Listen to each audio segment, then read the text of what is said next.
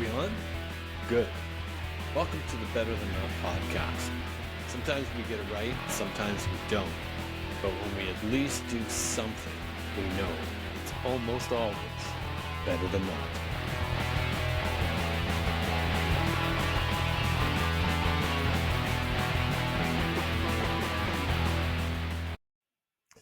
Hi there. Welcome to another episode of Better Than Not. Today I talk with an old friend, Neil Orr, who is a retired police officer, but has had some very interesting things happen in his life. From dealing with the passing of his wife and hospice care that he went through, to dealing with his own cancer treatments, and some of the experiences that he had as a police officer. I hope you'll join us for this fascinating chat that I have with Neil Orr. Bye. Hi there. Welcome to Better Than Not, the podcast that aims to capture shifting perspectives and thought-provoking ideas in conversation, based loosely on my series, A Changing Frame of Reference, which you can read on the Substack app, and I hope you will, as it might give you some insight into what this podcast is all about. I'm your host, Doug Gardam, and today I get to welcome an old friend. It's a privilege to have Neil Orr on the show. Neil, how are you? I'm awesome, Doug. Thanks. This is very cool. Neil is a retired police officer, and I think it's the first time I've had a police officer on the podcast, so this is kind of a cool thing to start with. Neil is a widow. He has 2 daughters and 3 grandsons.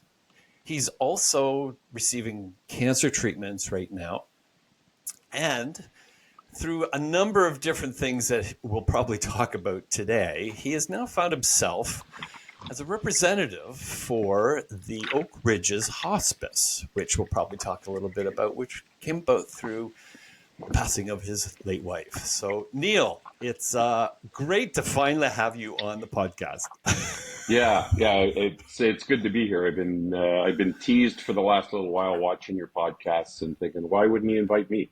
So yeah, so now we're good. There we go. Well, Neil and my relationship goes back to, believe it or not, high school. Little League hockey. We played together. Neil had a lot of things kind of in his life, even at that point in time, but he invited me out to coach one of the Little League teams he was coaching, to be a goalie coach, which I always thought was kind of a neat thing, because what am I going to tell a goalie? But it's kind of surprising what that kind of came about. Anyway, Neil grew up kind of in adjacent backyards to my wife, and that's kind of how we reconnected a little bit later in the world, because when we left high school, many of us went off to our universities and colleges and stuff, but Neil decided to become a police officer. Yeah. Neil, how did that come about in your life? Because it's you're the only person I know that was a police officer. You had very active duty, and was that something that you kind of, after wanting to be a hockey player, of course, being like what brought you into wanting to be a police officer? It's I kind of wanted, really, I wanted to be a lawyer, but I wasn't smart enough, and I achieved. Sure. I strived for the 65% average in high school, so I wouldn't have to write exams, and basically set the bar fairly low. But I was always intrigued by law enforcement and rules, and how I would fit into the societal boundaries, and what I could do to either keep people straight and narrow or to administer it. And out of high school, I applied for 2 college programs, community college programs, because I didn't follow the university stream through high school. And my 2 college programs were pretty diametrically opposed. I had law enforcement at Seneca College, and I had athletic therapy at Humber College. And athletic therapy, and I'd always wanted, and through high school had taken on the role of trainer and therapist, and was quite involved and very engaged in that. Right. And my application paths to college came back 2 days apart. And the first application I got back was athletic therapy at Sheridan College, not Humber, sorry, at Sheridan College. Oh, wow. And then the day later, I got my law enforcement, and I thought, now I've got a choice to make. And Okay. yeah, so So, now yeah, go ahead. because you got like, I can remember like hearing about people like really struggling to get in the police force if they got in at all. Like you just seemed to walk in. Well, yeah, I created that illusion, maybe. Uh, the the initial process, the application process for community college, that was a bit of a hurdle for me as well. So the community college thing, I got in Uh-huh.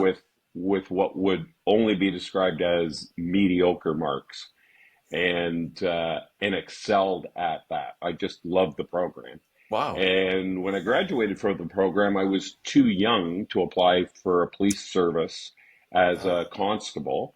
I could have applied as a cadet, with the one exception. I had 12 demerit points on my license. So that's a bit of a hurdle in policing. did not Uh, know that. Did not yeah, know that. yeah, 12 demerit points on my license, and you're I don't you remember you like as a fast driver person. well. There you go. Law enforcement in York Region certainly did. So I had 12 points on 12 demerit points. Oh, You wow. can accumulate 15 before you Yeah. lose your license. And at 12 points, I was given an invitation to come in and have an interview to see whether or not I Wow. really wanted to have a license. And from the time I got my invitation for my interview and the interview, I accumulated two more points. So I was now up to I was up to 14 points, and I had 1 point left. And Oh, the wow. examiner that did the interview said, if you're going to lose your license, you're going to lose it. I'm not going to take it from you. And he said, and I don't think you're going to have it for long. And that kind of planted the seed.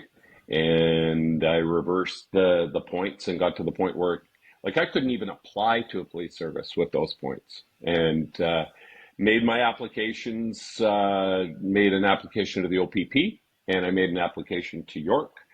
And a Wow. year, 13 months to the day from the time I applied, I was given my notice that I had successfully completed the application process for the OPP, And you were in.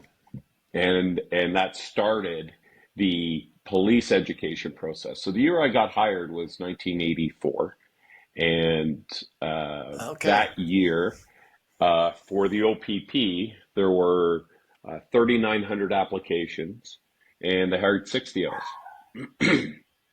Wow. So So in that's those numbers kind of show that you got in. Like you went in solid. Uh, yeah, you kind of have to. Like nobody limps in the back door, or at least at that time. And things have changed Yeah. considerably Yeah. since then in terms of targeted hiring and demographics and requirements for police agencies and government services. But back then, um, it was a challenge. I got hired in a year in 1984. That was a year where Ontario and Canada in general lost 8 police officers in the line of duty, Oh, wow. and Okay. and it was a very anxious time for my parents, I'll bet it was. I'll bet seeing it that was. seeing me waiting and waiting and waiting, and then when I got the confirmation that I was in, that's when my law enforcement journey started. Started with the OPP in Ottawa Well, you and came and Canada. visit. You came and visited us. Like Yes, when we and that's were. where when Laura was in Yes. when she was at Carleton, Yeah. and we connected, and I was kind of part of the when I was going home on weekends, and she wanted to come home for a visit at home. We would do a run home. She'd have her visit, and I'd bring her back on the weekends. So That worked out really cool. Like as I yeah, recall that for sure, because that's what I said. Like you just seemed to go in like very quickly, and you were like you weren't kind of in the sidelines. Like you were in in a car and working. Yeah, yeah, and that's kind of the way you need to do it.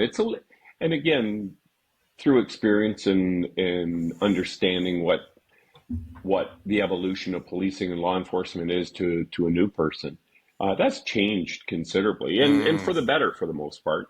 It's not quite as streamlined as it used to be, Right. but I had almost 3 years, or I was just shy of 3 years of service. I was like a month shy of 3 years of service in Ottawa with the OPP, and they let me know in advance that I was going to be transferred to Red Lake, Ontario. And Red Yes. Lake, Ontario, for those who have not geographically explored the entire map of Canada, I'm actually closer to Calgary than I was to Toronto. It's And when you say yeah, that, Neil, it's really kind of crazy to know how big Ontario is. Like you just it, until you get out there and drive it, it's just incredible. and like Like to that's think that way you up could there. drive from Windsor to Red Lake, and if you were to equate that to another drive, you could go from Toronto to Florida and then back up to Carolina. The same And distance. yeah, same distance, and still you're in the province of Ontario. Yeah.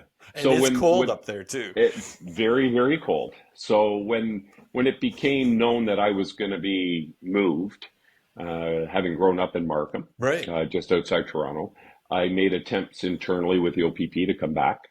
Nobody wanted to go to Ottawa. No, no. Don't know why.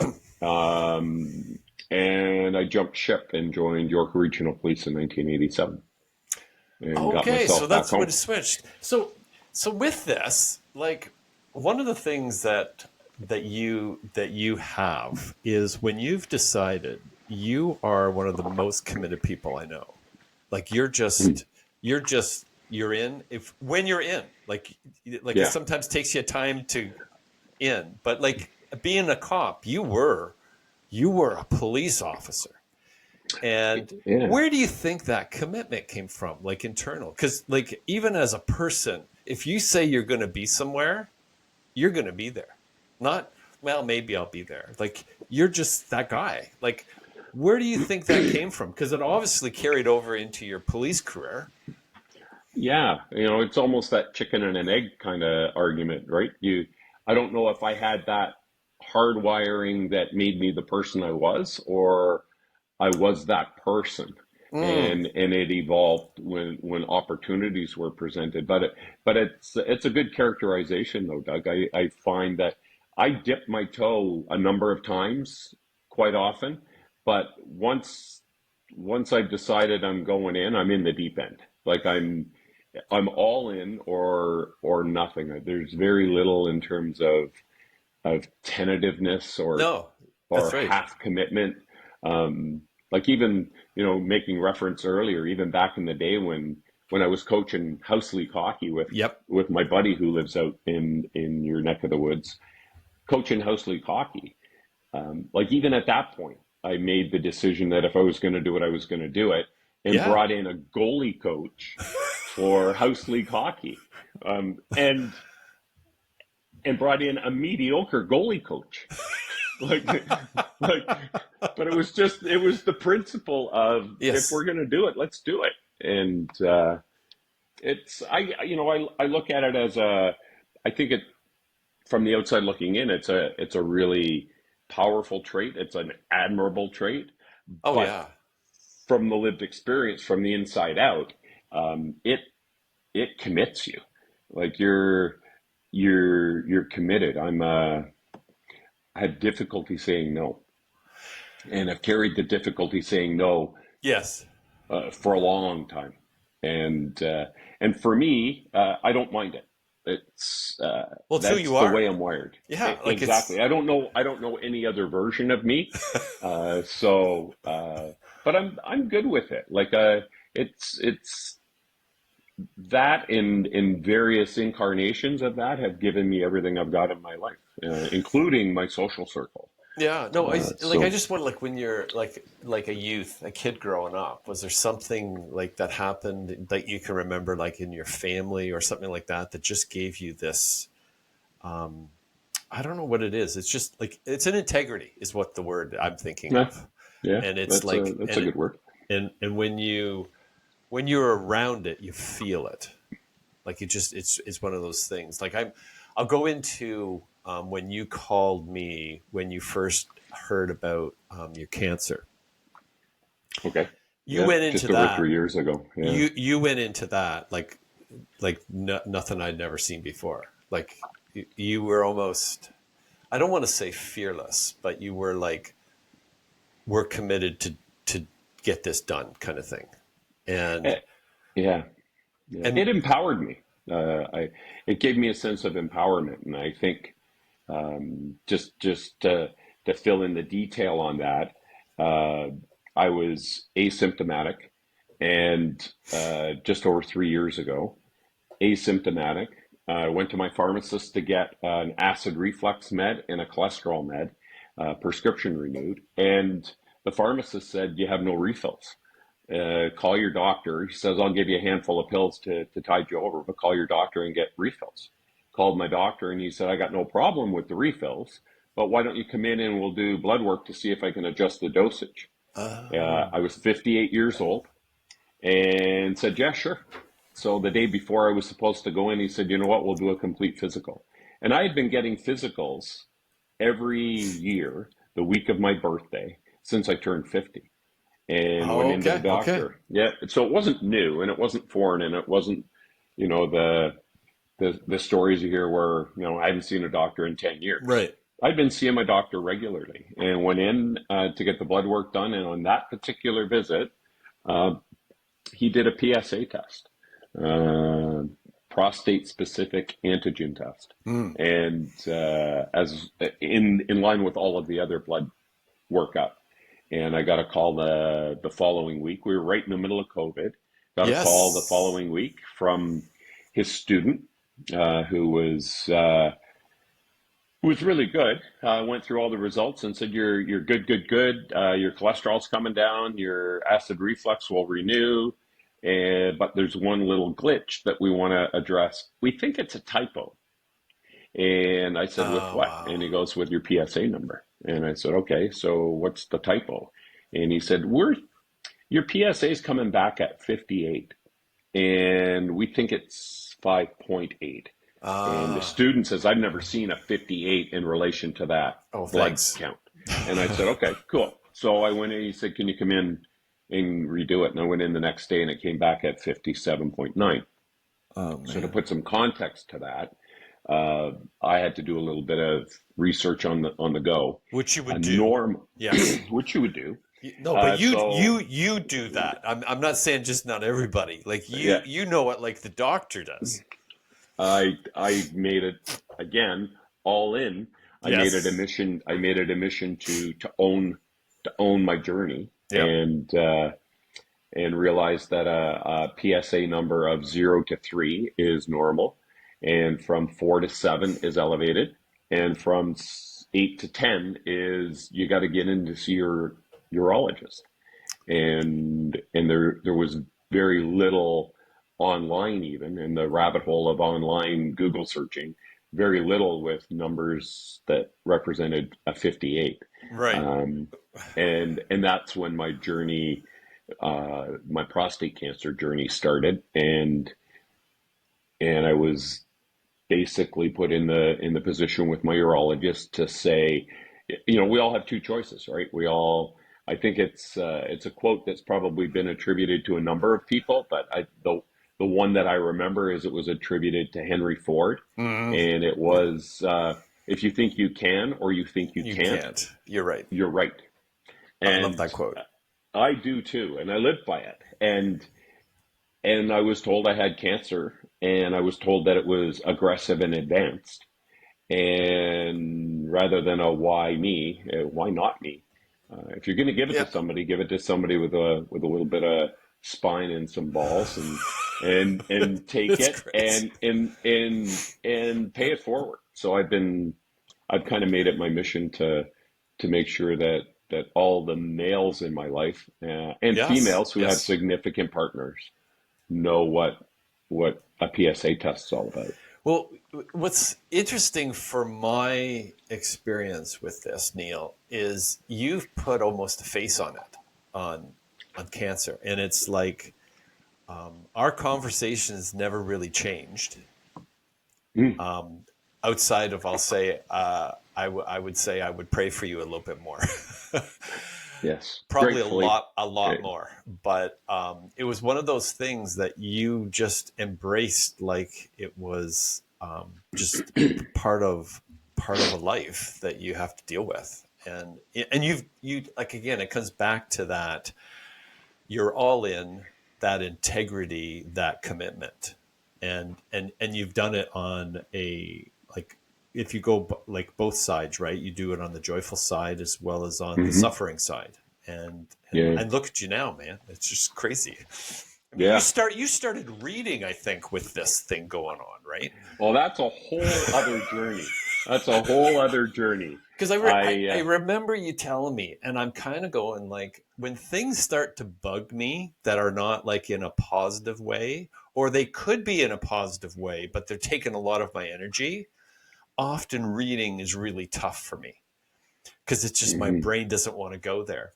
But no, Neil goes the other way. I have a Yeah. lot of stuff Yeah. on my head, and I can Yeah. remember you saying, "Well, I started reading." Yeah. And I think I was 57.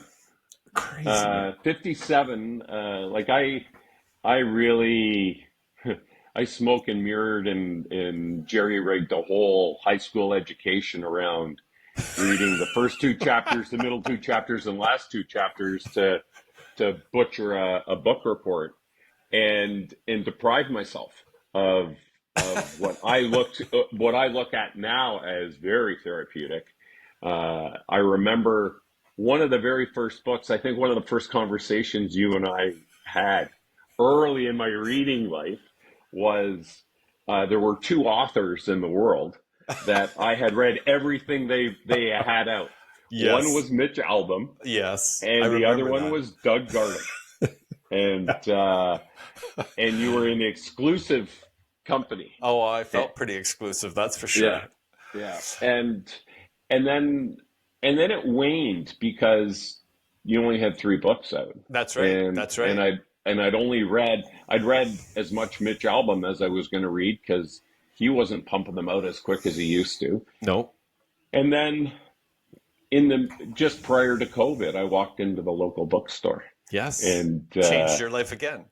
totally changed my life. The girl in the bookstore, lady in the bookstore, was dealing with another customer, and she said, "I'll be with you in a minute." And I just kind of browsed, and she said, "Can I help you?" And I said, "Well, it depends on how much you want to commit." And she goes, "I'm up for the challenge." And I said, "Okay, let's do this." So she asked me, "So what do you like to read?" And I said, "I don't like to read." And she said, "You know, you're in a bookstore." And I said, "Yeah, I do." And she said, "If you were going to read, what would you read?" And I Mm, said, "Nonfiction yes. or police true crime." And she said, "Okay, nonfiction would be your preference." And I said, "Yes, 100%." And she goes, "What was the last book you read?" And I said, I gave her a Mitch Albom title. And she Yes. goes, "You know that's fiction, right?" And I said, "Yeah." And she goes, "So the book before that?" And I said, "Well, it was The Actor." And she goes, "I've never heard of Heard of it." that book. I've never heard of it. And I said, "That's also fiction." And she said, "So this, you want to read nonfiction, isn't really, you're not married to that." And I Oh, went okay. on a journey with her and started reading and started to introduce myself to what I liked and didn't like in reading. And Yeah. that created a number of conversations for you and me. Oh, for sure. It was like I was huge. talking like I had a newfound love, and I remember joking with you saying, "There's a place where you can go, and the whole place, all they sell is books." And I'm It's telling good. you, Yeah. who through the trunk of his car hit every bookstore in Canada and the northern U.S. That's right. That's right. Yeah, No, yeah, I it's a was, crazy thing because you got into yeah, Bachman then, right? Like you loved the Bachman. Like he, yeah. how many of his books that that Oh, came I out. read them all, Yeah. and it's funny, not funny, haha, funny, but it's coincidental that one of the books that I read, and I read it at when it came out, was a man called Ovi, Yes. and I read that and I thought, wow, that was really cool. Little did I know, fast forward, Oh my that goodness. um, again coincidence. Yes. Crazy. I was on a plane ride from Toronto to Vancouver to attend uh, a funeral service for my best friend's father-in-law. Yes. And on the plane, a man called Ovi was on the plane with Tom Hanks. And I thought, I want to watch that movie.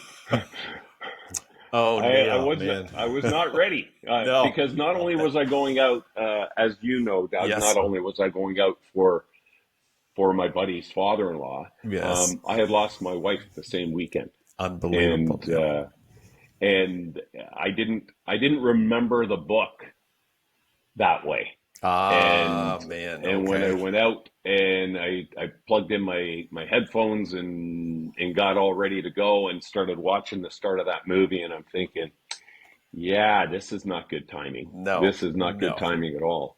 I have since watched it Yes. and have since teared my way through it a few times, but it's the power of reading really took over, and I was on a bit of a I again I felt amused with myself that I was banging off books, and my measure was always, I got to tell Doug about this.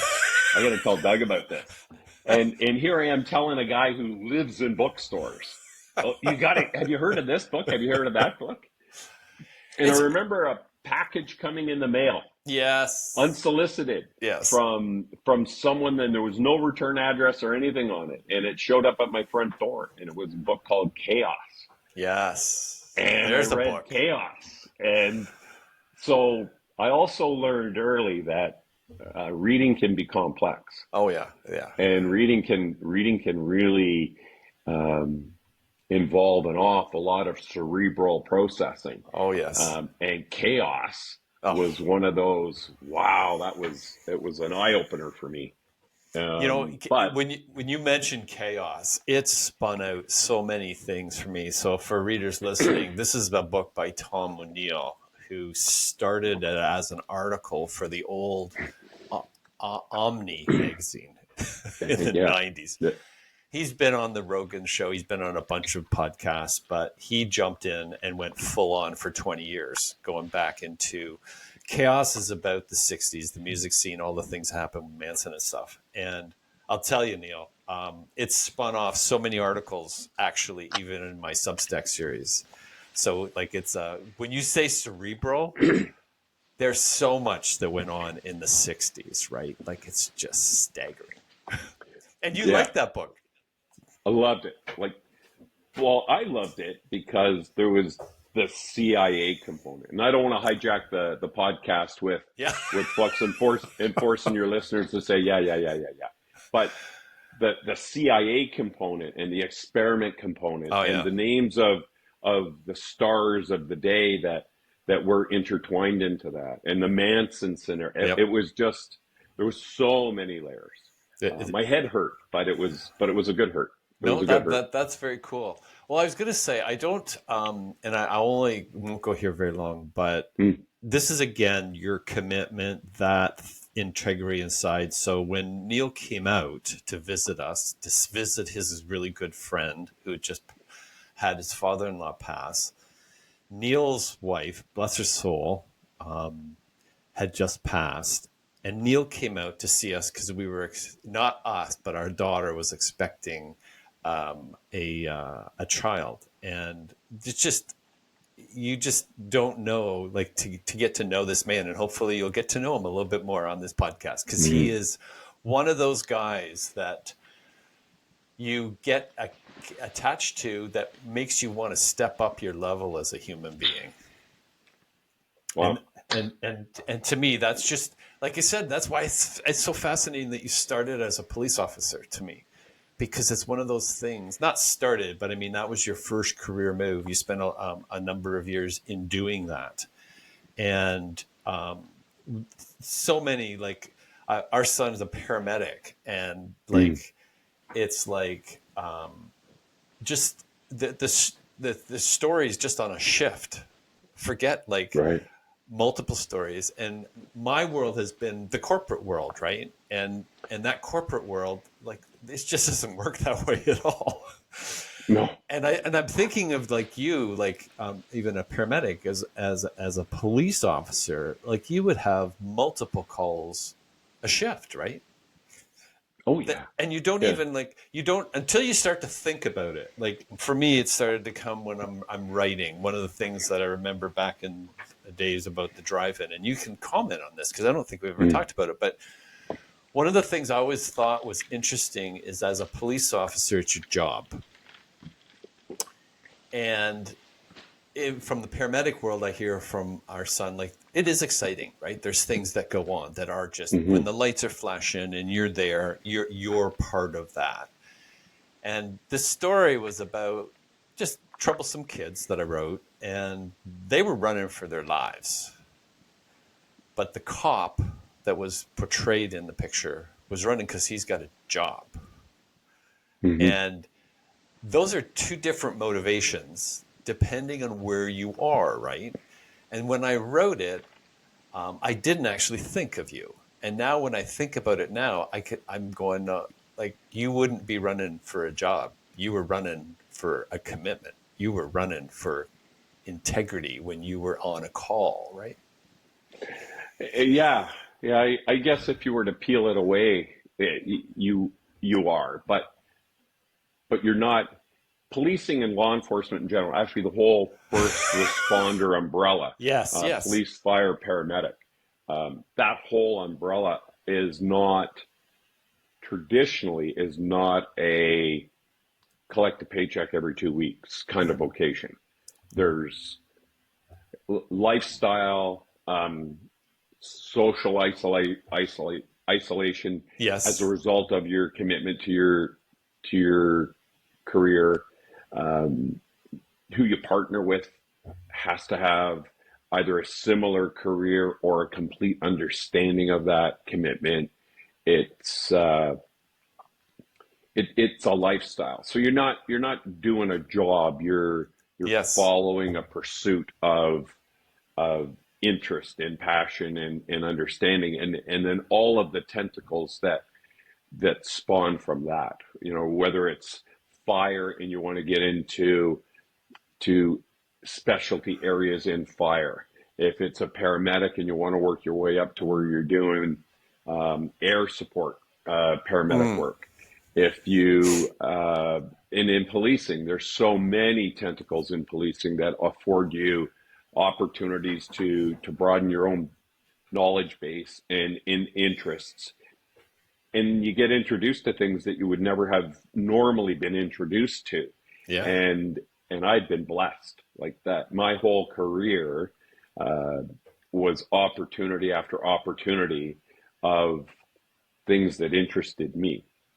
Over and above and aside from all the glamour stuff that you see on TV. Like Right, right. I'm a hooked in, could probably recite word for word every Blue Bloods episode. There you go. Um, I watch police dramas. Yeah. Uh, I watch those with a great deal of interest. My passion towards the end of my career was forensics. I got into forensics, Wow. and that opened up a whole new world of intrigue and interest and understanding, and got me into places that I never would have I never would have even thought would be part of my journey. Um, Prior to that, it got me into a world where secondary kind of paralleled through my work career. Right. I became a post traumatic stress disorder Yeah. uh, peer support member, and that took me to New York City. It took, Yes. yeah, I was hoping you were it's going to go there. Like, so this, yeah, yeah. so So New this York is, City was yes. crazy. Yeah, go ahead. No, I was gonna like this is the part like you were talking about that because I'd like to hopefully kind of get into some of the stories that you remember that like are fascinating. But one of them you told me was going to Ground Zero, and like Life changing. that, like just because you I think you were asked to go. There was a group that were coming from all over North America, right? Right. But you were asked to go down there. So tell us like Yes. what like I mean it was a stunning. I mean it's hard to believe it's over 20 years ago now, Crazy. but that was like forget about the political stuff and all that. This was a humanity thing that went on too, like just an unbelievable tragedy. Like what was it like going there? Well, again, This is when nine I got in, eleven. If you're wondering when I correct. said ground Yeah. zero, Yeah. this is 9/11. This is when the two towers came down and Neil had the occasion to. Well, you tell the story, man. We, I had joined our critical incident stress team, the York Region Critical Incident Stress Mm. Team, and I joined it inadvertently. Kind of, I had my eye set on it, and a couple of the members of the team had reached out and said, given that character trait that I have, where if we plant the seed, he's probably going to run with it. And I thought, yeah, I could do this. And I had what would be described as a benchmark investigation in my career that created a significant fork in the road for me on many Okay. levels. And one of them was from the stress perspective.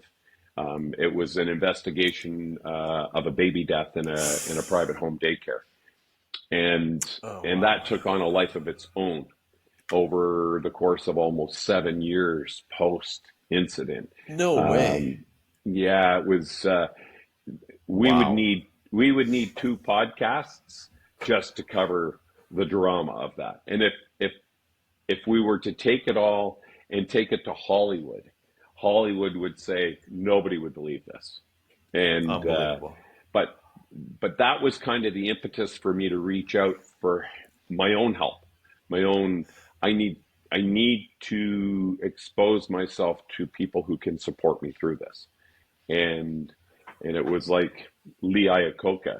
Not only did I like it, I joined the team, Interesting. and Just before you go on there, I know I'm interrupting, but I think this is kind of an interesting thing too, because my son was telling me this because he recently had to do a baby thing, Mhm. and he said that no one wants to go to the baby event, like the baby, like when they Mhm. hear it's a call for a baby, police, fire, paramedic, nobody wants to go.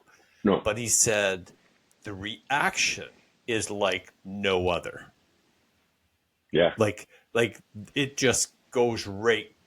I'll use code red as an example, but he yeah, said the activity level, like it just goes way up, which I kind of was. Again, I come back and I say like our world is in a good shape sometimes when you hear things like that because that means like we know when things are really really important.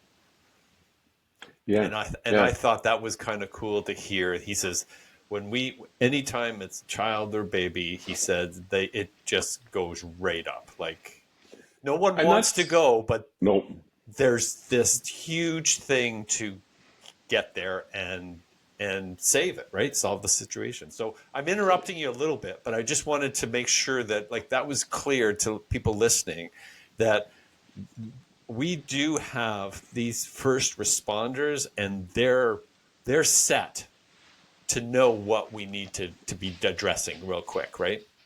yeah, and again, that's hardwiring for to a certain Yes. extent.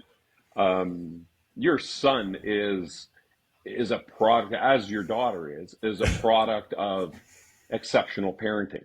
The implant Thank you. Thank you. of a moral compass Yeah. that is admirable, the implanting of a spirituality that is powerful, that drives who they are. They're not responding to their Mm, calls in life, vocationally or personally, because that's what they think their mom and dad wants. mm, They're doing that because that's the human beings that they are. Interesting. And Yes. and I Yes. think that's reflective in a lot of first responder families. Interesting, eh? When we went to New York, Yes. um, New York is, as a lot of American cities, but it's really prevalent in New York. First responder work is generational. Oh, It's grandpa, great grandpa, uncles, cousins, sisters, nieces, nephews, grandmas. It's almost it's very similar to the alumni and alma mater kind okay. of Yep. inheritance in American families where great grandpa went to Alabama. We're all going to Alabama, kind of thing, right? So in the first responder world, we saw generationally in New Interesting. York, we've got brothers and cousins and aunts and uncles and nieces and nephews that were all part of the response. Amazing. Um, our response to New York was we were an accredited critical incident response team in Canada, and the organization that was spearheading and coordinating critical incident response work there was reaching out across the world, and we were invited. We put our names in because we were anxious to help out. So once we were there for the 5 month anniversary, so we were Wow. there in January. Actually, we were there. It would be this week almost Oh back yeah. then. So at the same time, and there was some criteria that you had to follow in terms of, no, you cannot extend your stay. You cannot do 2 weeks at the same time. It was 5 days in, 5 days out, no exceptions, no nothing. And we did that. And excuse me, it was life altering. I'll bet. I'll bet. But again, you don't do that because it's expected. You don't do that because it's part of the job description. Right. Right. Right. And there's tons of people in first responder world that don't do that because they're pursuing something else. Yeah. Yeah. Excuse me. I apologize, but I did kind of give you a heads up that You are coming over a cold. I do know that. I'm coming out of the back end of a cough and a cold here.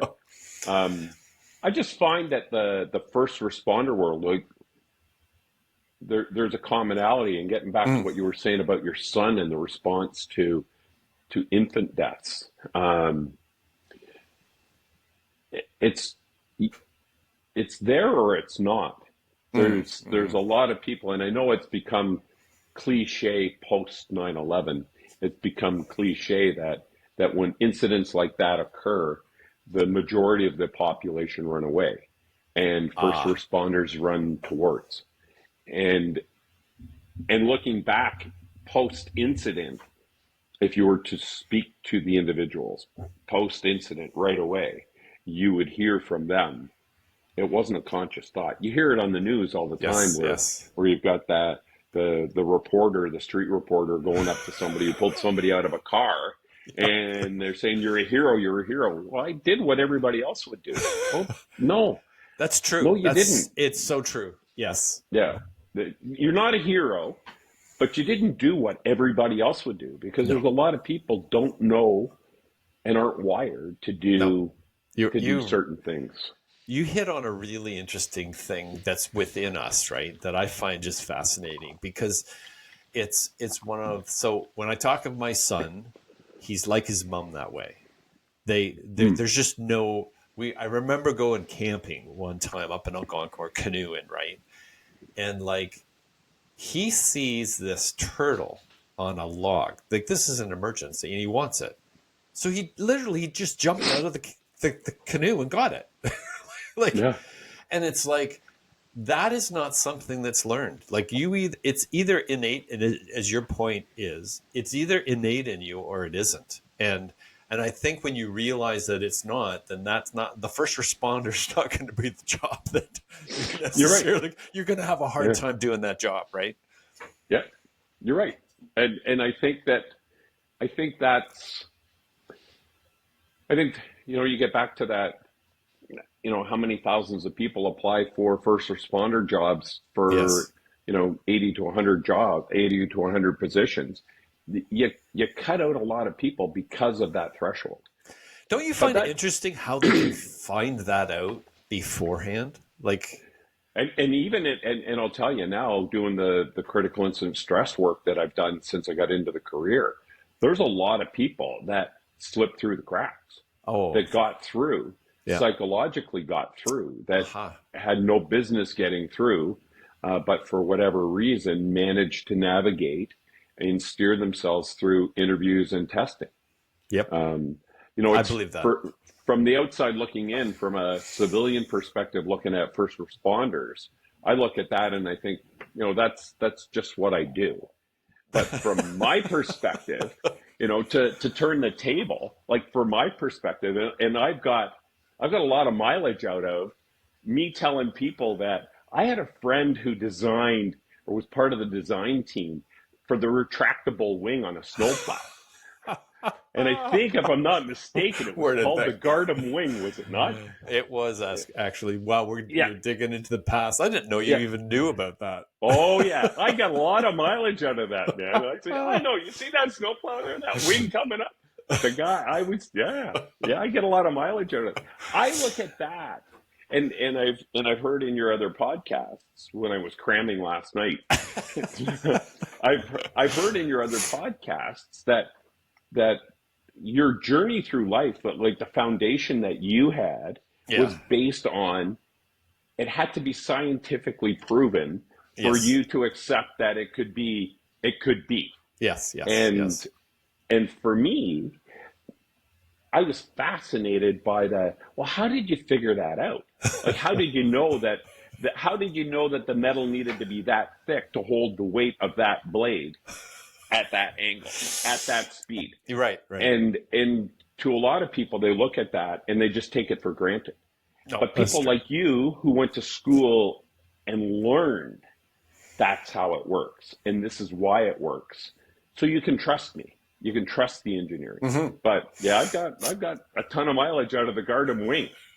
So just so I could take a And brief here. I'm gonna interrupt you because I think there Cool. was one more. Wasn't it the Welland tunnel cleaner? Oh my goodness, the tunnel washer. Yes, yeah, Yeah, the that's tunnel washer. wow. The past is coming out. So just for people that are trying to visually understand what we're even talking about, one of my first roles out of university was to go in and design a safety wing for a snowplow. So if you're familiar with the wing that goes out the side of a snowplow, they just pull it up and it blocks the vision for the driver today. But there used to be a helper there too, and they couldn't see. So my task was to come up with a wing that allowed people to look out that window. So that's what Neil's talking about as far as Mm-hmm. how we put that together. And it was called the Garden Wing, which I'm still kind of proud of. But basically, what the idea was is to tuck the wing in beside the truck like a bird's wing. Like that's kind of where it came from, right? Mm-hmm. And you've got hydraulics and all those kind of things to do that. So people want to know more about that. They can get in touch with through the podcast. Better than not. Yeah. The other one that Neil's talking about, which I've got to add because this just came up a couple of months ago, was in Welland. There's a canal, believe it or not, Welland, Ontario. There's a canal that goes underneath the Welland Canal. It's kind of staggering when you're coming up. I forget what, Highway 6 or something like that, Neil. I I forget think what it's the out name. that way. Yeah. And you're coming down, and you can actually see ships go over top of where you're going down into a tunnel. It's a really kind of freaky. Anyway, what they found out was the electrical bill for the tunnel, they had to light, and the more soot that got in it, the more the expense of the bill came up. So they, again, another little job, they came my way with how to do it. And so I came up with this kind of basically movable truck that had brushes that you see in a car wash. And again, kind of like the bird's wing, I had seen, if you'll remember back with the 3-hole punches, you could expand those with a little gear and pull them out. Well, that's end up how we actually got the full extension, because you would just use an activity. It was rack and pinion, and it would Mm-hmm. pull the brushes out, both on the side of the truck and on the top. We used an old high-up crane to put that together.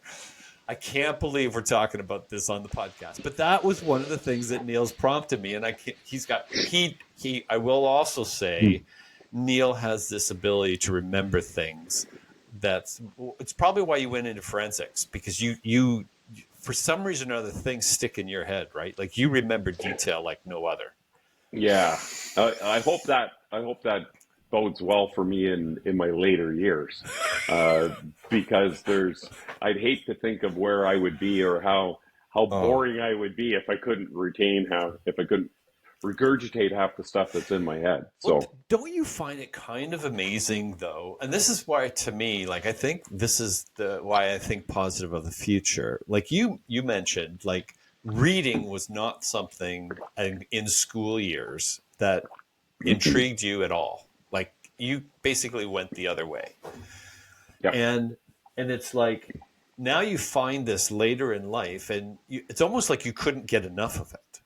yeah, Like yeah, you're probably still like this, because once you gravitate on it, like the game's kind of over. Like there's always something to find to read, and it's like it'd be interesting, like how that, and maybe it just would never. There's no matter what kind of teacher may have addressed it with you, that just wasn't your time for reading.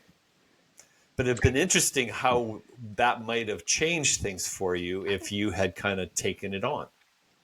How weird that is. yeah. Well, you and I probably had the same English teacher, Mr. Dixon. Uh, Oh, yeah, yes, we did. yeah, yeah. Mr. Dixon, great guy, football coach. Really was a really comfortable guy for the athletic male student Yeah. population because he was relatable.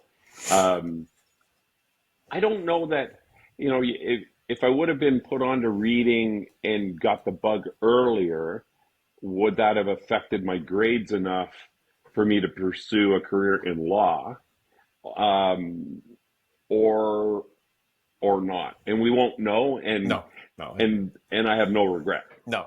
Like there's no It regret doesn't matter in. really, right? But No, it doesn't matter. it's It's still all good. fascinating, because now Yeah, you actually utilize that in the stuff that you do today, right? yeah, And now yeah, you're moving into this, I'll call it spokesman role for a hospice. yeah, Like yeah. how like I remember telling Laura like this was what you were looking at doing, and like her first thing was they couldn't find a more perfect person to do that. Well, thanks for Laura. I agree I'll with send them her a though. check for that. Yeah, yeah. Um, uh, so hospice for me was totally foreign Oh, until the week leading up to September 7th, mm, 2023. And uh, and my preconceived notion of hospice was admittedly 180-degree opposite to what it actually was. really? And I share that when I speak, Mm, to let people know that it's okay to have a preconceived notion of hospice, because I did. mm. I felt that the physical structure would lend itself more to your historical farmhouse repurposed kind of environment where you would have, dark, dingy, paneled, wood grain, creaky floors, um, musty smell. The care that would be provided by nurses and practitioners at the end of their careers with little or no compassion left in them, and that the level of care would be compromised because they couldn't complain, and the end result was inevitable. So there was no Mm. we failed here. You just All they were really doing was kind of putting the the bowling alley bumpers up so that the road to the end was smooth, and and that and that's kind of where I was at in my headspace with hospice. Do you know where that would have come from, Neil? I Like don't, what? because Like I had no previous exposure. I had no previous negative. It's just a formulated mindset that, Okay. um, I wonder if many and people have that. Like I do I kind think they of, do. because it like that I, you wouldn't be unusual, I don't think, to say that because of what it's for. exactly. And and the and the perception of, I think we've all had through our families at our age, anyways. We've all had the experience of visiting loved ones, Hmm. either our peers or parents, where you go into the environment and there's a distinctive smell, odor, Hmm. air that makes you feel, yeah, I'm in a care facility. And we were hospice was kind of thrown our way abruptly. My wife's Hmm. Heather's Yes. Heather's illness ravaged her very quickly, and her decline was rapid.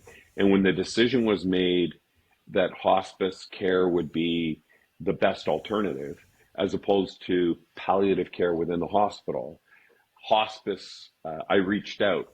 And in our area in Ontario, I live in Durham region. In Hmm. Durham region, unbeknownst to me at the time, had one hospice facility in the entire region. And we're talking a geographical region that's pretty significant and a population Yes. that's Oh yeah. very significant. Yeah. One hospice facility that had 8 beds.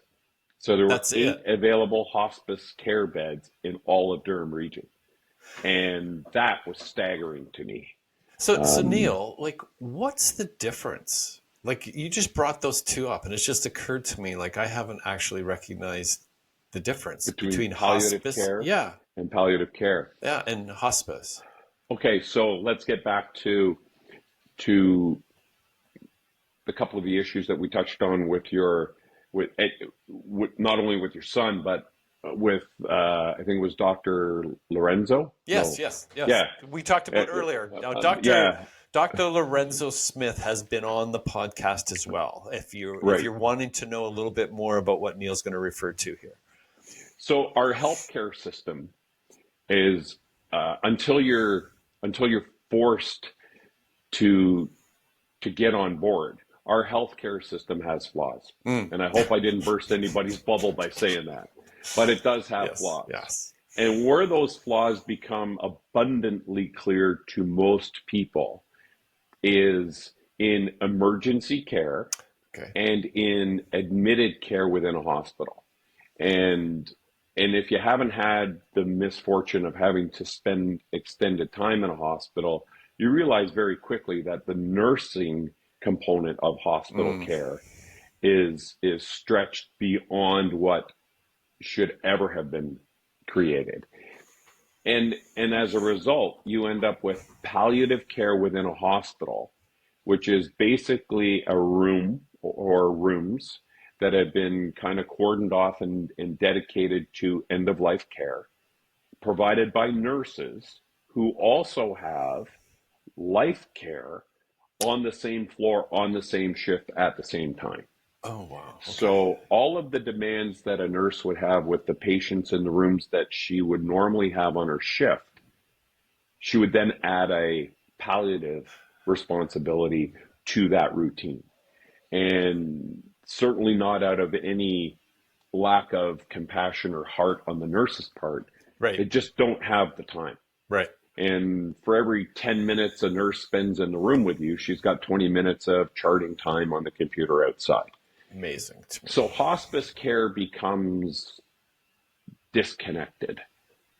Sorry, palliative care Okay. becomes disconnected. Hospice care is the opposite.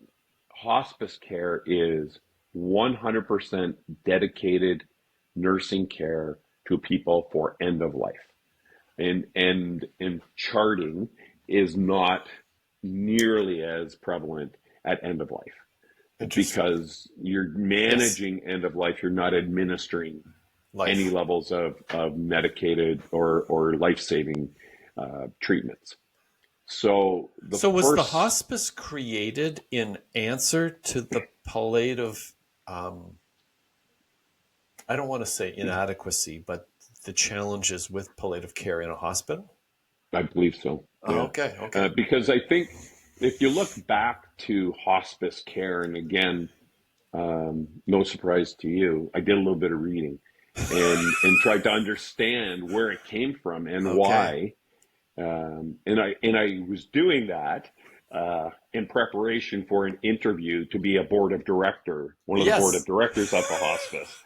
So again, dipped my toe, and then it was all in. Yep. And and I understood that palliative care comes from a place where clinicians and support people and nurses are able to dedicate the time that is required and the compassion that's required at end of life. And what was best described to me was we had my daughters and I had a tour, and I'll tell you a little quick story about how things are connected after this. But my daughters and I, we went in for a tour on Wednesday, and Heather was tucked into her bed on Thursday afternoon. And once she nodded off and went to sleep, I left the room to go get a coffee, and her PSW came out behind me. PSW put her arm on my shoulder, and she said, "We've got it from here. All you have to do is be her husband." Oh, wow. And the weight just came off of me. Because Really? up until then, I'd been the care provider Yeah, yeah. while she was at home. And then I became the advocate for care when she was in the hospital briefly. And then when we got to hospice, I just needed to be her husband. I just needed to be the face she saw when she closed her eyes at night and the face she saw when she opened her eyes in the morning. And Oh, wow. I could still be a dad for my daughters. Yep. We brought in a toy box, and we were able to have the grandkids come. So I was still able to be Poppy, and Yep. I was still able to be dad. And more importantly, I was still able to be her husband, which is what we wanted. Like we all have those discussions with our significant other about how we want to see, if we could paint the picture, how we would want our end of life journey to look. And we just want to be there for each other. And I couldn't do both. I Right. couldn't provide the care that she needed safely, and knowing that this was it. It's too much. When yeah, and when Shannon said those words to me, um, it just it changed me. And then from that, I believe that changed the whole perspective on hospice changed as soon as I walked in, because that preconceived smell or Yep. odor, walked through the doors of Oak Ridge's hospice, and the first thing you smell walking through the doors is cookies baking in the kitchen. Like, I mean, that's not what I want. No, That's not no. what I was expecting. And we followed that. Heather was there for 7 days. And then from Wow, that man. 7 days going forward, I speak on behalf of the hospice. I refer to the hospice as heaven's waiting room, where you're cared for by angels. Oh, And Neil, that's and for me, beautiful. I don't think I could describe it any better. No. Um, I don't, and you and I have talked about this numerous times. I'm not a why me guy. I'm a Right, why right. not me. Yeah. And to put me in a position where I can advocate for and speak on behalf of families who have the exact same feeling I do, Yep. but just don't have the ability to articulate it.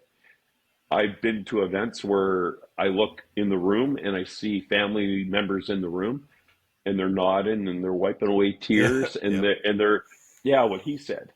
Um, that's I'm fortunate, and I'm fortunate that the hospice trusts me to be their messenger, Yeah. and that I can share that. It's easy to share with people like you and Laura and my circle of friends. Right.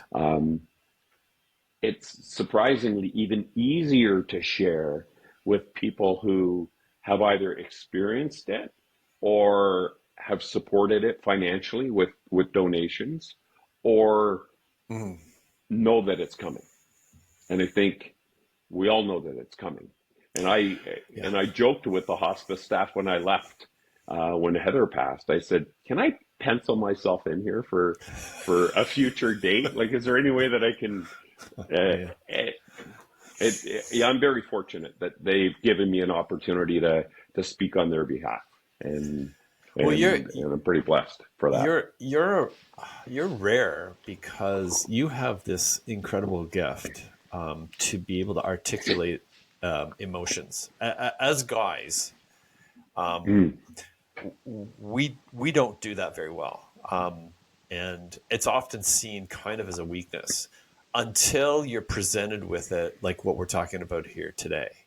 right. And I think it's a unique gift, especially for, I think, a man, because we're not really, despite all the things that the media keeps telling us that we're supposed to be, when it comes down to it, that's when we're on the ice, right? Like Hmm.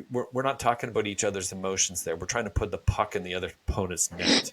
And we're willing to, that's our battle, right? Like that's Hmm. the thing. And if you've ever played hockey, that's a tough game to play because of that. It seems bizarre. You're just trying to put a puck in a friggin' net. Yeah. But what you go through, it is a war to make that happen. And that is kind of still, I think, very prominent. We hear Peterson talk about it a lot with young men. Like it's Hmm. very prominent, and you just don't switch that overnight. And you have this gift to be able to be both of those. Like I said, you're committed, you have integrity. Like Hmm. if you're on a front line, you want Neil beside you, believe me. Yeah. And I say the same thing to my son, is I said, Hmm. in the world, I said, if I ever had to be on that front line, I want you beside me. It's just, Hmm. that's who they are. But you have this gift to be able to articulate those emotions that we're not given words for, as I'll call it, as men, Hmm. but as males. And that's why when you landed this role Hmm. with with Oak Yeah. Ridge's hospice Yeah. to talk about it, I'm going like, wow, what a gift they got from this guy. Well, uh, thanks for that. But uh, you're right, and it's not a. It doesn't follow the expectation. This is our societal No, no, expectation. still. When, like, I still play beer league hockey on Sunday mornings, Mhm. and uh, and talking about having the tough conversations. Uh, the year I was diagnosed with prostate cancer, Mm. 1 in 8 men in Canada will be diagnosed with prostate cancer in their lifetime. Amazing. And prostate cancer is the second leading cancer cause of death in men in Canada. So it's Amazing. significant. Yeah. And I had had my surgery. So from the previous season, um, I had had my prostate surgery. I had started hormone treatment, and I was at the tail end of 35 radiation treatments. And the 35 radiation treatments had started to take their toll, um, internally for me, had started to take their toll. And one week I went to the rink, um, uncomfortable, and I went to the rink with with trepidation that I might not be able to make it through the game without having a gastrointestinal emergency. No. And I made the decision after I was in the dressing room. I made the decision, I can't take that chance. And there was a handful of guys knew that I was already at the rink. I packed up my bag and I walked out. I returned the following week. Guys kind of were in the room, and I'd made the decision before I went that I was going to have to chat with them, because up until then they didn't know. And Oh. Oh yeah, they wow. didn't know that I where I was at and what was going on. And they rightly thought I had the flu. And I said, Okay. okay, so before we go out there, we got to have a little chat. And if you're uncomfortable with it, you're uncomfortable with it, but I'm okay with that. Yep. Here's where I'm at, and here's what happened last week and why. As a result of that, I said 1 in 8 men are going to have prostate cancer, be diagnosed in their lifetime. That means I'm one. There's one other guy in this room that currently has prostate cancer. Yep. Are you willing to take the chance that it's not you? Or would you like to go and get a test? So I promoted the PSA test. 5 guys took PSA tests. All 5 guys called me or texted me or messaged me saying, thank you. Here's my result. I'm good. 1 guy out of the room messaged me and then said, can I call you? And called me. And he had an elevated PSA. Wow. And he was concerned and alarmed. It wasn't prostate cancer, and normally it's not. But he was concerned, and he reached out and he said, I would never have known. No. And I said, that's fine. Like I said, and neither did I. We don't know. But from having awkward conversations, I'm okay with that because I know that not everybody can. Not everybody was brought up in a home where that was expected or nurtured or encouraged. Right. Me being one of them. Like I wasn't born. I didn't grow up with the Cleavers or in Little House on the Prairie. And not too many of us did, actually. Yeah. Even though we might have thought we did. Yeah. There was no good night, John Boy, at the end of my night. So it became, and in the world of policing, even they even suppress the crap out of you for that. Like you're not supposed to show that emotional side. You're supposed to tough it out. You got a job here to do. Yeah, which creates a whole culture of post-traumatic stress and the lives lost to post-traumatic stress in the first responder world. But for me, I've always looked at myself as a fortunate, grateful to have what I have. You and I have had discussions on faith, and yes. and we're and it's funny because like I said, I half joking, half not, but I kind of crammed a little bit looking at previous podcasts for you, and I felt the whole Sesame Street, which one of these is not like the other, and I'm thinking, boy, I don't know how he's going to tie that into our podcast, but I think you can message, and I think you can be the person that you need to be, and not always have to color within the lines in terms of expectation. So for me, it's easy. I think when you said, like we'd said, the commitment and the integrity, like, I mean, you're in a place today, to me, that it's like the road and path were cleared quite, like looking back, were cleared quite perfectly for you to be where you are today, and doing what you're doing, right? And it's like, it's funny how, but you can't see that until it seems you can't connect the dots until you go backwards. Because we're terrible at connecting them going forward. We really are. Like, just look at the weather. Oh, for sure. Yeah, it's absolutely. Just, and yet we have this sense that, and I think part of it comes through our education world, but we have this sense that we know what we're going to be able to predict. And it's like, I don't know. I go back to this thing. I think I've mentioned C.S. Lewis to you a little bit. He wrote 2 books. He wrote a book on pain, kind of intellectually, based early on in his life. And it was kind of an intellectual perspective on what pain was. Pain and suffering. And then in a book called Surprised by Joy, which was his wife's name, he wrote about experience pain and suffering in her death. And the 2 books are quite almost opposite, because, and this is to me where it fits even with you, there's this intellectual thing that we get about how to deal with pain. But when you go and suffering, but when you actually go and experience it, Mm-hmm. you kind of maybe sometimes wonder what happened, because that's not what the two were. And the reason why I say this is because I sometimes wonder whether we're in this world of being happy. Got to be happy. Got to be happy. And Yeah. we know that you can't be happy all the time. Like, unless you're just like out of your mind. Like, if you Yeah. really think you can always be there.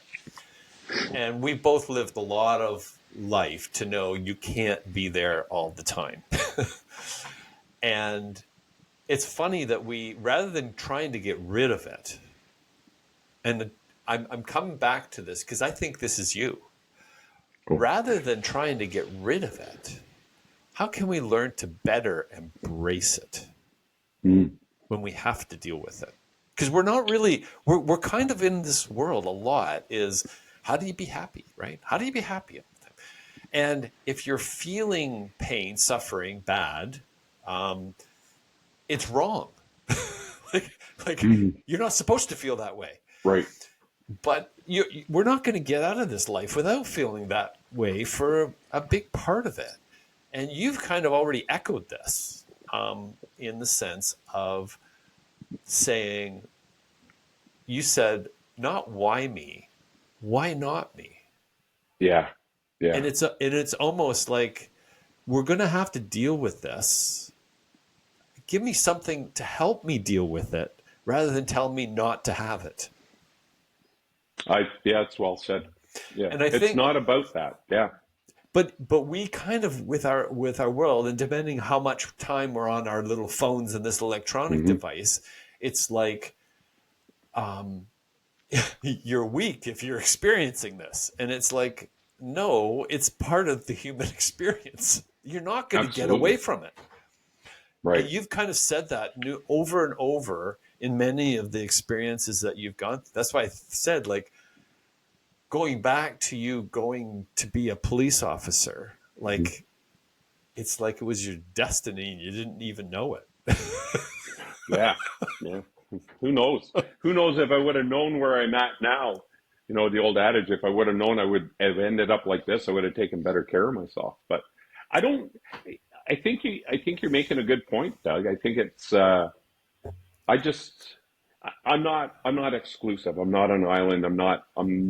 There are a number of people who share the same kind of perspective or lens, or look through life through the same kind of lens. That if I'm going to be tasked with comprehending a situation, you've got prostate cancer. Okay, I've got prostate cancer. I'm now going to ensure that anyone I speak to is going to understand as much as I do about prostate cancer. And if you need to know about prostate cancer but are unsure, I can help you out. I'm Right. not, I'm, if I can take what I have and empower myself with it, which is the challenge I think that I've kind of invested in most of the tasks and events that have been presented to me. How am I going to make this event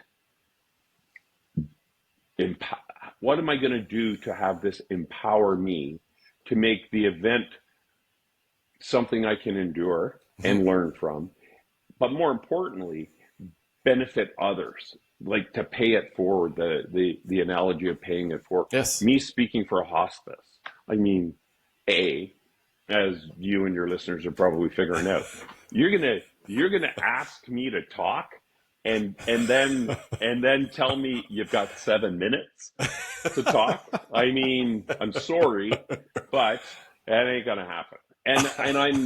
And I'm fortunate that it's, and like you and Laura has commented, because Laura and I have talked, and she has said the same thing to me, that some people are just destined to, Mhm.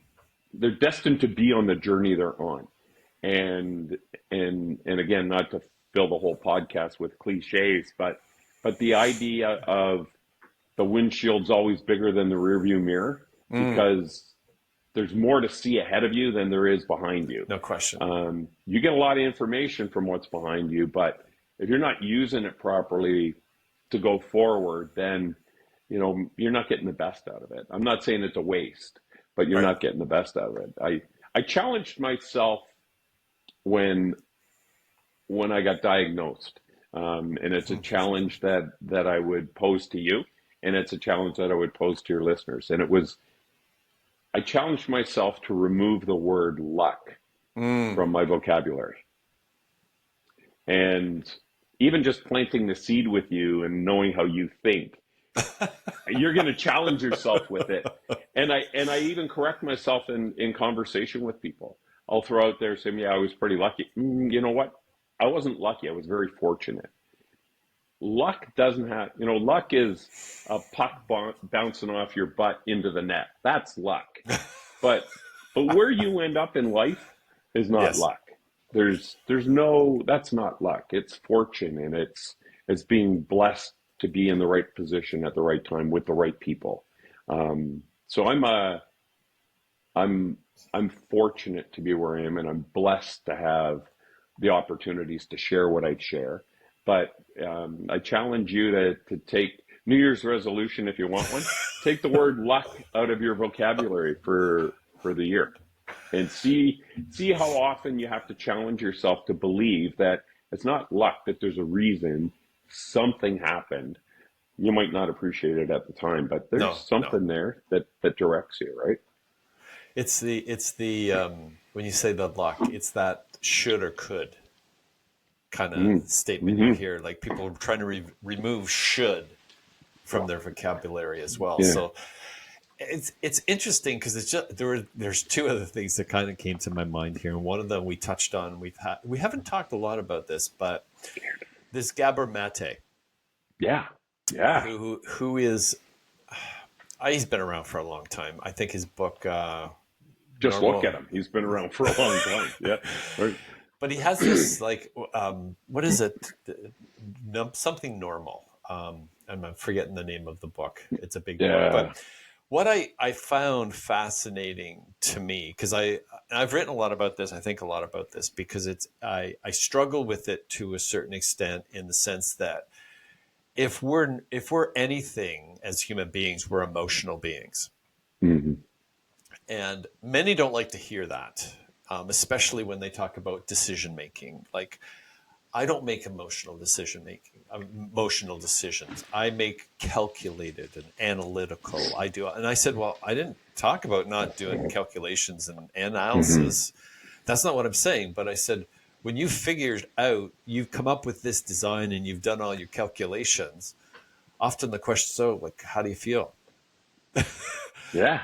It's how do you feel? How do you feel? Well, and when we hear emotions, often I think we take that as, well, you're not really thinking about it. You're just going by the seat of your pants and how you feel.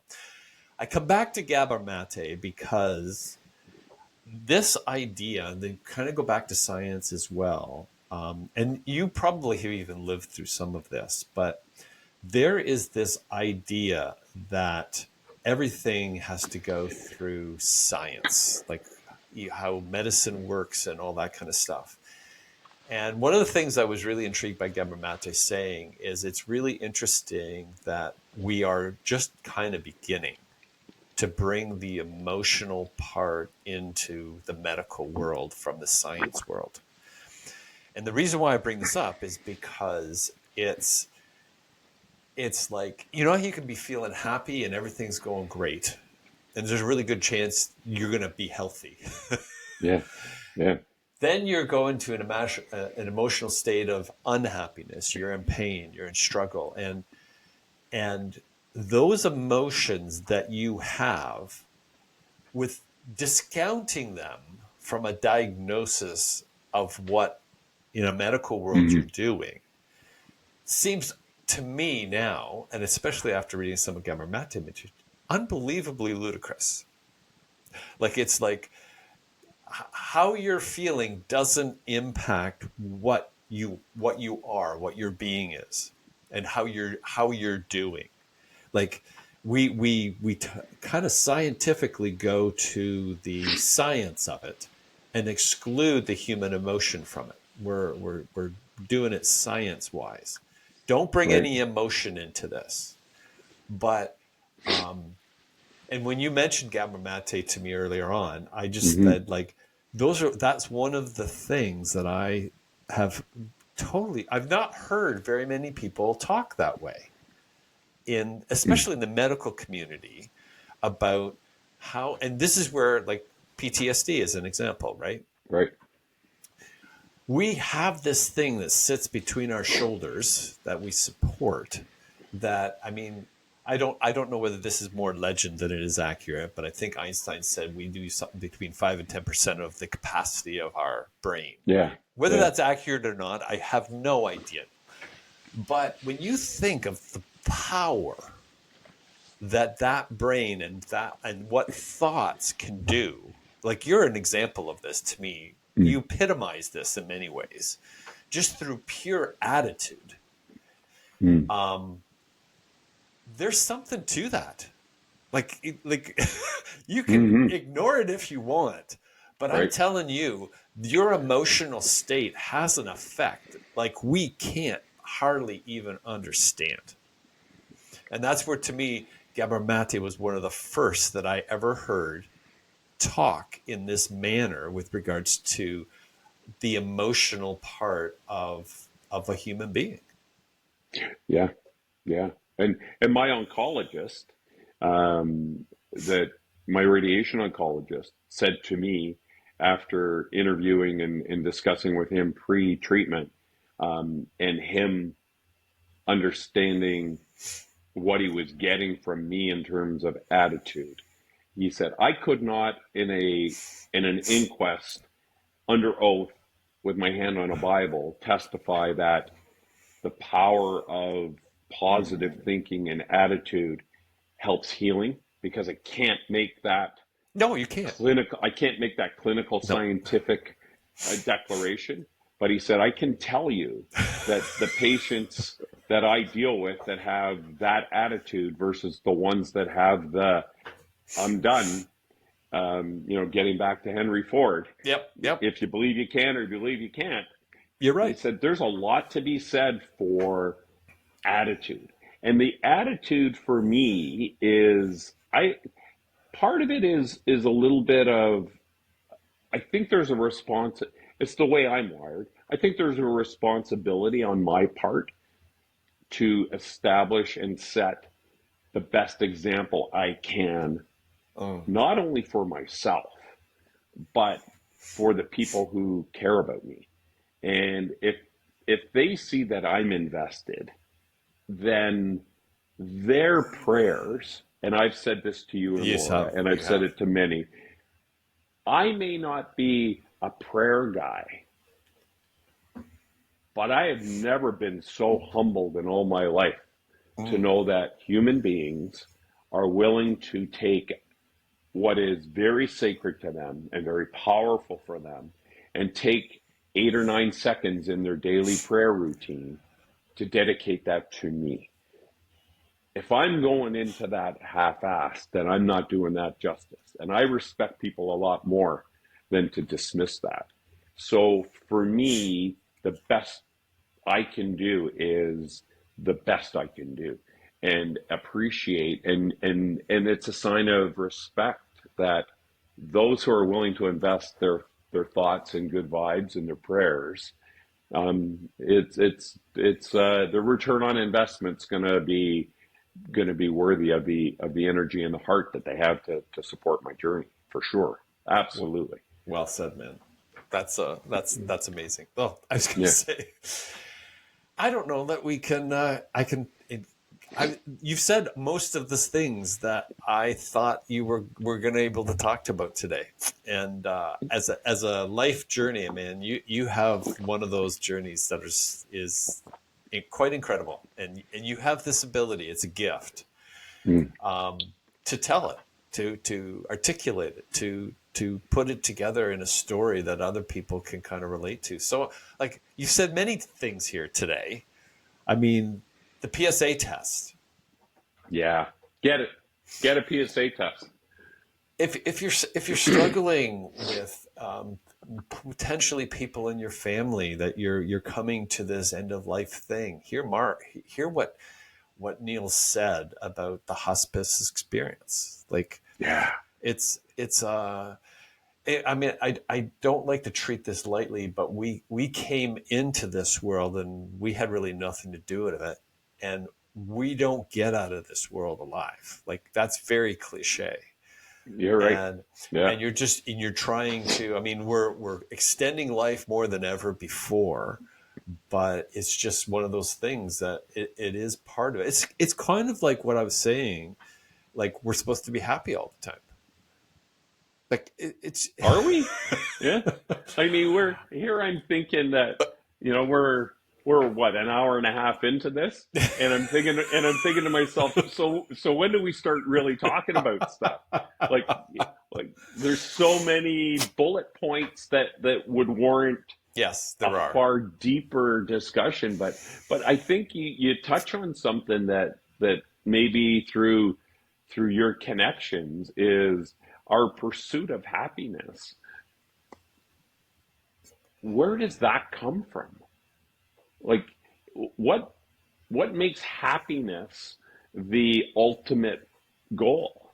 Like, sometimes, and a lot of times, reality would suggest that it's the not so happy moments that provide the foundation for you to appreciate the happy stuff. Like, to truly appreciate the Yeah. happy. Well, It's not a given. yeah. It's not, No. you're not guaranteed happiness, but the struggle that you have to be, when you're presented with happiness, rejoice in that happiness, Yeah. embrace the happiness, have it warm you to the core. Yeah, yeah. So maybe being happy all the time just becomes, yeah, okay, well, yeah, I'm happy. I'm still happy. But like, give me some struggle to make that Yeah. happy, really a genuine, heartfelt, fill your fill your soul with purpose and appreciation. How, I'm sure you can find somebody. You could podcast somebody who's got a different perspective on where our happiness genome comes from, because I think it's without struggle, happiness is you haven't fulfilled true happiness unless you've had the struggle. you do you even know happiness if you don't have suffering? Yeah. Like it's one of those things. Like how do you know one without having the other, right? And yet, like it's like I said, these devices that we have here, Oh, like yeah. it's like, and now we get to carry them, and it's like they provide enormous amount of good stuff. Don't get me wrong on it, but Yes. there is a lot that gets us messed up as well. Mm. So before we conclude, Mhm. because I do want to give you a little bit Or of your before we afternoon get back. started. Yeah. Well, this Yeah. could start it because Yeah. sometimes it does. But what would you say? Like the theme of better than not is Hmm. really the theme of what the podcast is, and I've kind of say that doing something is always better than doing nothing, Yeah. and that's kind of where the better than not even actually came from, right? And it doesn't have to be big. It just it's just doing. It's just doing something. And what would you like to leave people with if you had something today with all the different things we've even talked about today? What would you like to leave people with in the idea of Neil Orr? Wow. Boy, that's a good one. The Leafs are going to win the cup this year. But I can't let that go. And This if um, it fits so much with what we've talked about with commitment and integrity. It's too bad you weren't part of the organization, because if you were yeah, part of the organization, it, they it might might win. work. It might wear off. It might wear off. Doug, I think it's a good question, and it's funny. I've mentioned it to my girls on occasion, and I've always lived my life with a very simple objective. And I know it sounds a little bit macabre, but at all I want in my life is to have someone walk up to my daughters at my funeral and say, your dad was a good man and he made a difference. And I think if we all carried that in our minds, that I'm a good person and I do make a difference. I may not change the world, but I make a difference. Mm-hmm. If I hold a door open, if Mm-hmm. if you get caught up into that trend where you pay for the coffee for the guy behind you in the Mm-hmm. drive-through, um, if you make a difference, if you leave somebody, it's one of the principles. It's Lockhart's principle in forensics, where every object that comes in contact with another object leaves part of it and takes part of something away. Mm-hmm. And Lockhart's principle of every contact I have with somebody, if I leave part of me with them and I Mm. take part of them with me, then that connection, that contact has not been wasted. And sometimes it takes a little bit of a challenge. And Lockhart's principle of contact and contamination gives you that sense of every contact. There's a little bit I Mm. left behind, so you have the choice. What are you going to leave behind? And what are you going to take away? And are you going to take away that guy had, his breath stunk, or what, he held the door for me. Yep. Yep. I think we're really challenged, I think, today, Yeah. Yeah. with trying to find genuine, authentic opportunities in our life that better us, as opposed to what we think does. Not everything is a swipe on our Right. device. Not everything is a click. Not everything is a like button emoji. It's sometimes you just need to feel that the connection I had with that human being Mm-hmm. left a part of me behind, which I was willing to give, and I took something away. And sometimes what you take away, you need to dig a little bit to say, yeah, there's a positive there.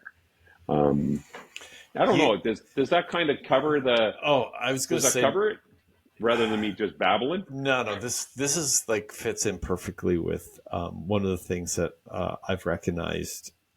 I'll say it's probably promoted the podcast a lot, but also I started to recognize how much we need each other. Mm, And I kind of, you mentioned about science being my world, and for years and years, that was not something that I kind of articulated in the sense. It's like school was about curriculum and learning facts, yep. not the social part of it. And I am now thinking that we have no idea how important each of us are to one another. I don't think Mm-mm. we're even close to grasping it. And you kind of just nailed it. And I think that's why I'm kind of spending a little time here, because we're in this epidemic, we're told, of loneliness. Mm, The pandemic did not help us in this category at all, right? mm-hmm. And in fact, if anything, it probably accelerated, amplified, and made us much more aware of it. And what I'm finding now is that, like, I go to coffee regularly with people. Like, it's just Mm-hmm. I know early on, in my corporate world, I saw people all the time because you just go from meeting to meeting to meeting. And I think we need people so bad that even if we're in conflict with them, we need that. Like, Mm-hmm. we just, to your point, leaving a little bit of myself, not with someone else. And I don't think it's something that we necessarily have control of. I just No, think we no. need it to a level that is becoming, well, technology is all it, by and large, is separating us, right? We're able to do everything on our own. Now, it's interesting with this podcast because we have not shook hands. We're not in the Mm, same room, but there's something connecting us pretty big, like that whether it's just the audio part of our voices or what Right. that is, but there's something real in this. And I think it's prompted the popularity of podcasts because we like hearing. You mentioned the word authentic. Hmm. And I almost take this authentics being used so much that, well, I'm going to be authentic, and in being authentic I'm actually inauthentic or Yeah. unauthentic because Yeah. I'm not. And this pod, to me, what I'm finding with the podcast, and I repeat this a number of times, is for 15 minutes I can go through and we can kind of tell, this is how I want people to see me. Like Right. we kind of all do this in a way. We're not even aware of it, I don't think. It's just that Right. this is, what am I going to wear? What is my hair okay? All these things Hmm. that we do, right? And what I think is interesting, as you have the conversation, you start to go into paces that you have no idea you're going to go to. And we say things that we don't really know we're going to say. And in doing so, we Hmm. actually reveal who we really are, which makes us, I'll say, even more human and Yeah. connected. And to me, it's one of those things. You prompted this by your closing, but Okay. it's very, very true in the sense of, like, one of the things I learned. You mentioned the book events and being in bookstores. One of the things I learned quite quickly Hmm. on was the magic word of hello.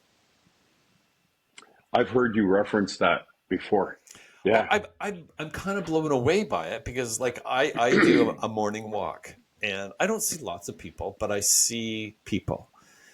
And I say hello to just about everybody I see. Um, Yeah. I'm having a hard time thinking of who I don't say hi to. I'm not looking for a long conversation. I'm just Mhm. like, hello. Because I sometimes wonder, has anyone said hello to me today or them? Do they Yeah. have anyone talked to them all day long? Is this why telemarketing is still so popular? Because it's a voice at the other end of the Yeah. phone? Yeah. Like, you sit there and say, oh, that it's not like that. It's not like that at all. But maybe it is. Maybe that voice is like that. It's another human. The robotic voice does not do the same thing for us, right? No. At all. No. But And that there's person, that imaginary person that you talk about that you say hello to on your walk every day, that you're thinking, yeah, I've said that. I've said hello to this person for the last 4 months. Well, if you miss 3 days of that because you're away and that person's walking down the street and they say, I haven't seen that guy walking his dog for 2 or 3 days. I wonder if he's okay. yeah, yeah, And you've left a little bit of you with yeah, them. absolutely, exactly what you said. Yeah. And And yeah, it's not it's intentional. Like, it's just, you're not there's no agenda there for you. no, Like absolutely not. that's not an agenda. You're not trying to accomplish or achieve Yes. or accumulate hellos. But you've made a conscious decision that saying hello for you gives you that opportunity to put a piece of you out, Yep. Absolutely. and that one person, in the millisecond it takes to hear it and process it and nod or whatever, the exchange has taken place. Lockhart's principle has Yes. happened. The Absolutely. It contact has. was Yeah. made. Yep. You've left something. They've taken something, and I think it's incumbent upon us to try to be the best version that of Oh, ourselves that yes. we can be. And I wrote that in my girls' Christmas cards last year. You don't That's need cool. to be the best at what you do. You just need to be better than you once were. Yeah. And if Yeah. that means, and you hear it through a lot of high intensity individuals at high levels, and especially in military and paramilitary, the concept of get up in the morning and make your bed. Wow. Make your bed. Yep. I had the Absolutely. good fortune of a friend of mine put me on to David Goggins. Okay. And I would challenge you and your listeners and viewers to look at David Goggins as who's the ultra benchmark Navy SEAL. Sounds like a future guest. Man, yeah, like yeah, it's not a 2 hour. Like it's David Goggins.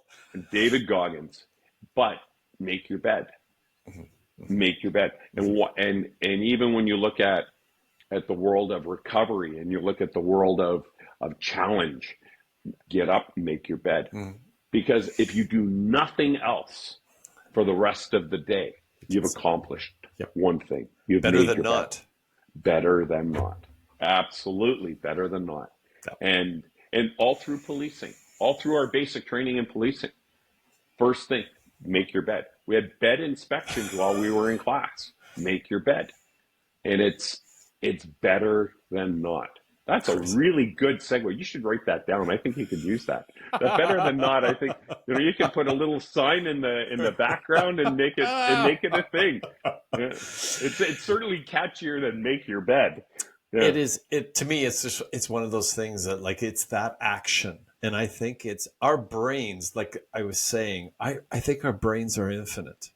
It's almost a paradigm, right? Here we've got this contained skull, and we have inside this infinity. Like that doesn't make any sense, but no, it is. It's there, and it's when we get the little bit maybe of control that we use it in that sense that to do like that, just because I'm always blown. I've talked about this a lot of times because I went to university, did the mental thing, went to be engineering, but the trades to me were never really promoted.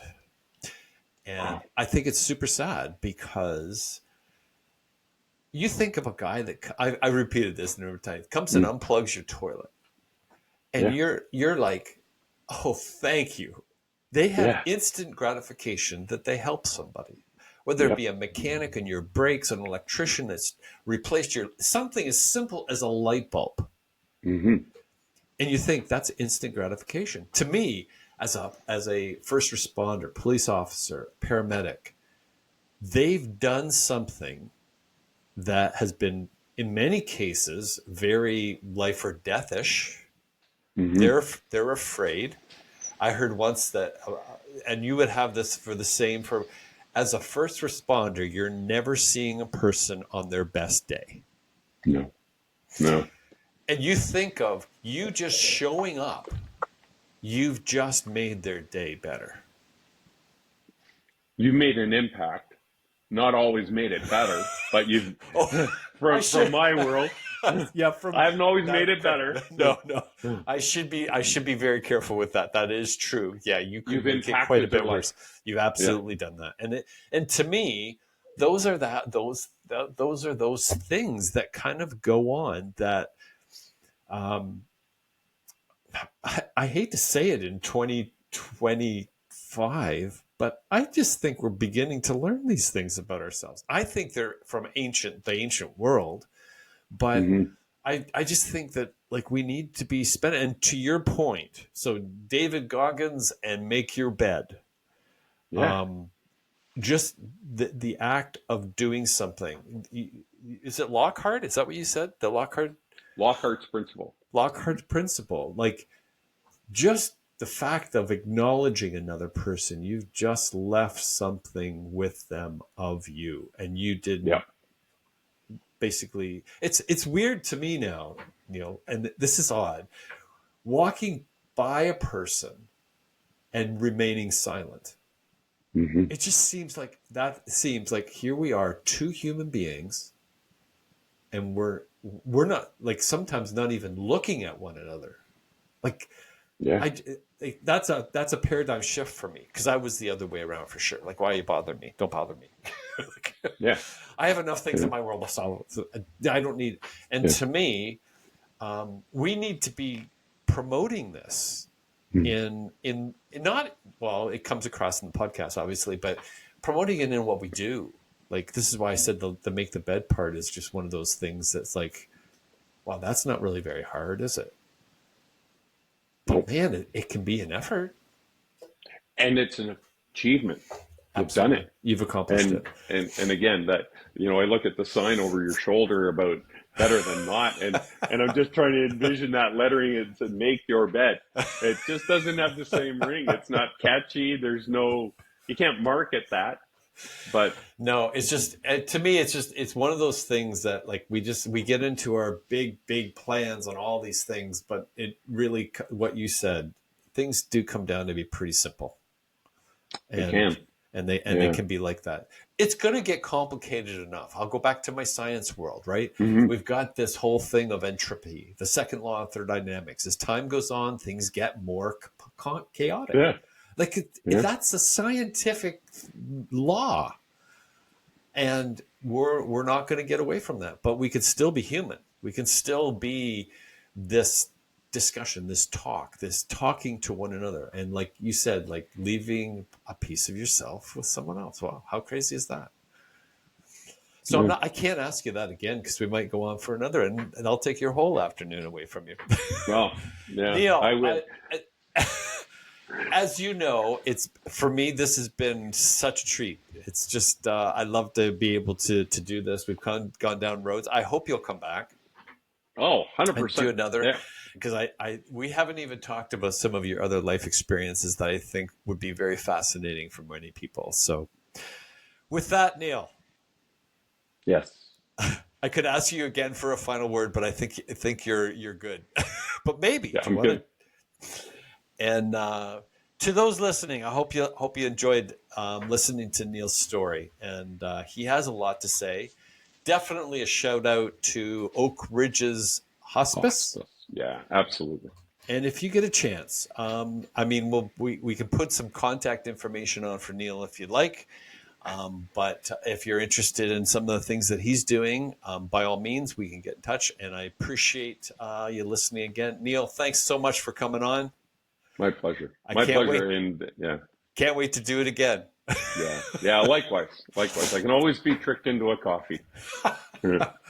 So if you stay on for a minute, just so we wrap up, and bye for now. Yeah, take care.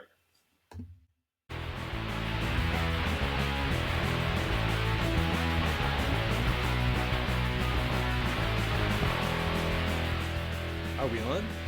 Good. Welcome to the Better Than Not podcast. Sometimes we get it right, sometimes we don't. But when we at least do something, we know it's almost always better than not.